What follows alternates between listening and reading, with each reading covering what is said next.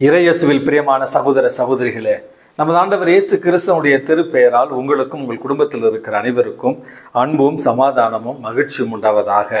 அன்புமிக்கவர்களே, December மாதம் 3ஆம் தேதி தாயாம் திரு அவை உலக மறைபரப்பு பணிகளினுடைய பாதுகாவலரும் இந்திய நாட்டினுடைய பாதுகாவலருமாக இருக்கிற புனித பிரான்சிஸ்கு சவேரியாருடைய பெருவிழாவை தான் கொண்டாடுகிறது.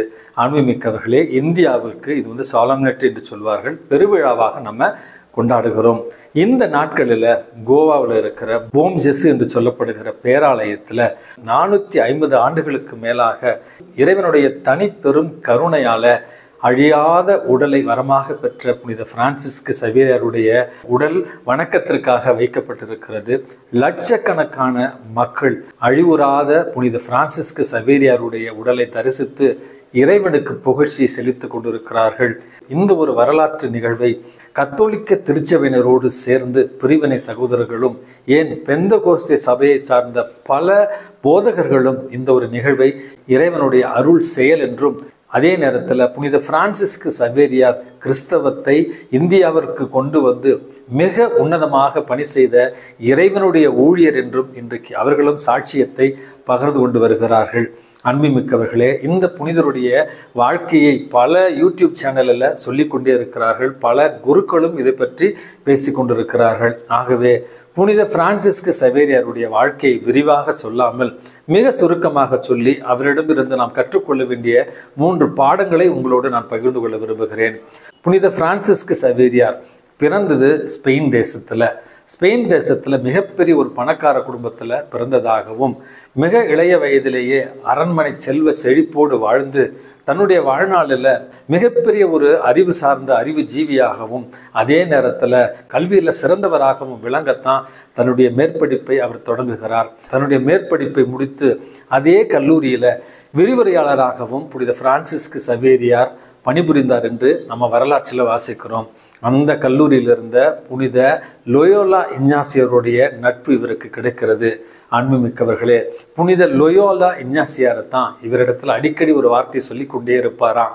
ஒருவன் உலகமெல்லாம் தனதாக்கி கொண்டாலும் தன்னுடைய ஆன்மாவை இழப்பாரெனில் அதனால் வரும் பயன் என்ன அப்படி என்கிற அந்த ஒரு கேள்வி இவருடைய மன சான்றை துளைத்து பிறகு தன்னுடைய வாழ்நாளில் உலகப்போக்கான ஒரு வாழ்வை வாழ வேண்டாம் அப்படின்னு முடிவெடுத்து அரச குடும்பத்தினுடைய சுகபோகங்களையும் தன்னுடைய கல்வியால் கிடைத்த பெருமையையும் உதறி தள்ளிவிட்டு புனித லோயோலா இஞ்ஞாசியோரோடு சேர்ந்து மற்றும் 2 நண்பர்கள் சேர்ந்து 4 பேராக இன்றைக்கு கத்தோலிக்க திருச்சபையினுடைய வரலாற்றில் மிகப்பெரிய ஒரு பங்காற்றிய சேசு சபையை தொடங்கினார்கள் என்று வரலாற்றில் நம்ம வாசிக்கிறோம். அன்புமிக்கவர்களே, புனித லோயோலா இஞ்ஞாசியாருக்கு நெருக்கமாக இருந்தாலும் அந்த தலைமைத்துவத்திலேயே இருந்துவிட வேண்டும் என்கிற எண்ணம் இல்லாமல் போர்த்துகீசிய அரசன் தன்னுடைய ஆளுகைக்குள் இருந்த பகுதிகளுக்கு இயேசுவை பற்றி அறிவிக்க குருக்கள் தேவை என்று திருத்தந்தையிடம் கேட்க, அந்த பத்ரோபாதோ என்று சொல்வார்கள், அந்த போர்த்துகீசிய ஆளுகை கீழ் இருந்த இந்தியாவினுடைய ஒரு பகுதியான கோவாவுக்கு புனித பிரான்சிஸ்கு சவேரியார் அனுப்பப்பட்டார்.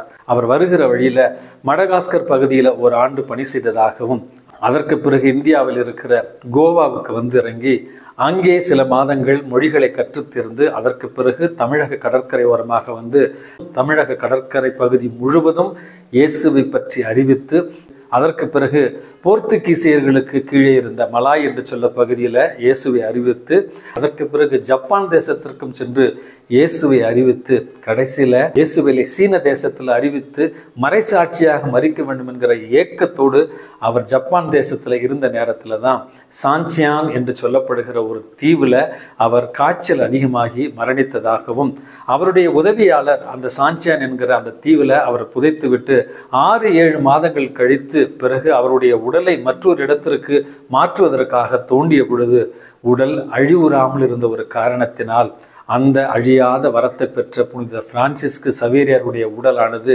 தற்பொழுது இருக்கிற கோவா பகுதியில் போம் ஜெஸ் என்று சொல்லப்படுகிற ஒரு பேராலயத்தில் வெள்ளி பேழையில் 450 ஆண்டுகளாக பாதுகாக்கப்பட்டு வருகிறது. அன்புமிக்கவர்களே, இறைவனுக்கு உண்மையாகவே புகழ்ச்சியை செலுத்துகிற ஒரு அருமையான தருணம் தான் இந்த ஒரு தருணம்.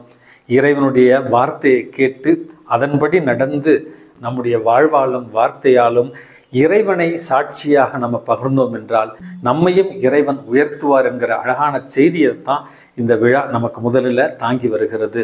அன்புமிக்கவர்களே, இவரை பற்றின 3 விஷயங்களை உங்களோடு பகிர்ந்து கொள்கிறேன். ஒரு சாதாரண மனிதனால் இயேசுவை பற்றி அறிவித்து கொண்டு 50,000 கிலோமீட்டர் தரைவழி பயணத்தில் இயேசுவை அறிவித்த மிகப்பெரிய ஒரு புனிதராக இவர் பார்க்கப்படுகிறார். சின்ன சின்ன விஷயத்துக்கெல்லாம் நம்ம மனச்சோர்வு அடைந்து விடுகிறோம்.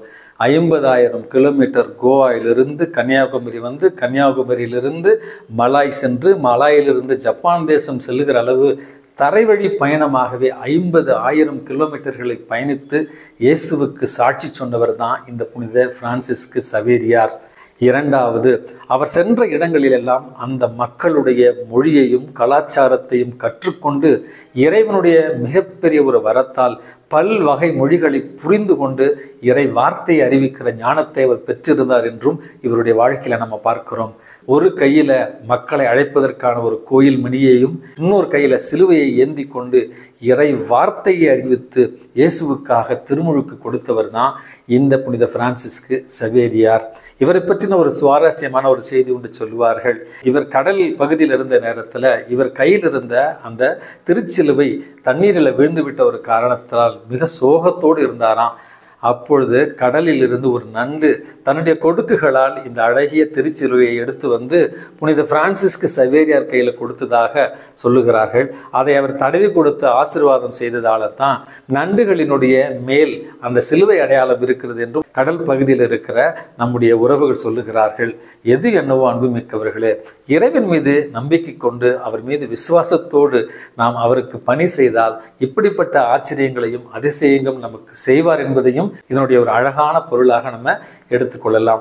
மூன்றாவது ஒரு அழகான செய்தியாக அன்புமிக்கவர்களே, ஜப்பான் தேசத்திற்கு இவர் சென்ற பொழுது ஜப்பானிய மக்களுடைய உணவு, கலாச்சாரம் மற்றும் மொழி, உடை முதலியவற்றில் அவர் கவனம் செலுத்தி அந்த மக்களைப் போலவே உடை அணிந்து இறை வார்த்தையை அறிவித்து பலரை கிறிஸ்துவுக்குள் கொண்டு வந்தார் அப்படிங்கிற ஒரு அழகான செய்தியையும் சொல்லுகிறார்கள். அன்புமிக்கவர்களே, பல்வேறு நேரங்களில் இறைவன் நமக்கு கொடுக்கிற இந்த வாழ்க்கையையும் அல்லது வாழ்க்கையினுடைய வசதிகளையும் வெறுத்து ஒதுக்கி எல்லாவற்றிலும் குறை கண்டுகொள்கிற ஒரு மனநிலையோடு தான் நம்ம வாழ்ந்து கொண்டிருக்கிறோம். அப்படிப்பட்டவர்களுக்கு இறைவன் கொடுக்கிற இந்த வாழ்க்கையில எல்லாமே ஆசீர்வாதம் என்று நினைத்து இயேசுவுக்காக வாழ்ந்தோம் என்றால் நமக்கு எல்லாமே ஆசீர்வாதமாகத்தான் மாறும் என்கிற அழகான செய்தியையும் இந்த புனிதருடைய வாழ்க்கையில நம்ம கற்றுக்கொள்ளலாம். அன்புமிக்கவர்களே, புனித பிரான்சிஸ்கு சவேரியாருக்கு இருந்த அந்த ஆன்ம தாகம், இறைவனுக்காக இறைவனுடைய செய்தியை எத்துணை துன்பங்கள் வந்தாலும் அறிவிக்கிற அந்த ஆன்மீக தாகம் என்று சொல்லுகிறோம் அல்லவா, ஆன்மாக்களுக்கான தாகம் என்று சொல்லுகிறோம் அல்லவா, அந்த ஆன்ம தாகம் நமக்கு இருக்கிறதா? நாம் பணிபுரிகிற இடங்களில், நம்முடைய குடும்பங்களில் இயேசுவை நம்முடைய வாழ்வால் அறிவிக்கத்தான் புனித பிரான்சிஸ்கு சவேரியாருடைய வாழ்வு நமக்கு அழைப்பு கொடுக்கிறது. ஆகவே இந்த அருமையான தினத்தில் புனித பிரான்சிஸ்கு சவேரியாருக்காக இறைவனுக்கு நன்றி சொல்லி மகிழ்கிற நாம் அவருடைய குணநலன்களான இந்த ஆன்மாக்களுக்கான தாகம், இறை வார்த்தையை அறிவிக்க எத்துணை துன்பங்களையும் ஏற்றுக்கொள்ளுதல், இறைவனுக்காக அனைத்தையும் விட்டு விடுதல் என்கிற அழகான புண்ணியங்களை ஏற்று நாமும் புனிதத்தில் இந்த திருவருகை காலத்தில் வாழ இறைவனிடத்தில் மன்றாடி ஜெபிப்போம். எல்லாம் வல்ல இறைவன், தந்தை, மகன், தூய ஆவி உங்களையும் உங்கள் குடும்பத்தில் இருக்கிற அனைவரையும் நிறைவாக ஆசீர்வதித்து பாதுகாத்து வழி நடத்துவாராக. ஆமென்.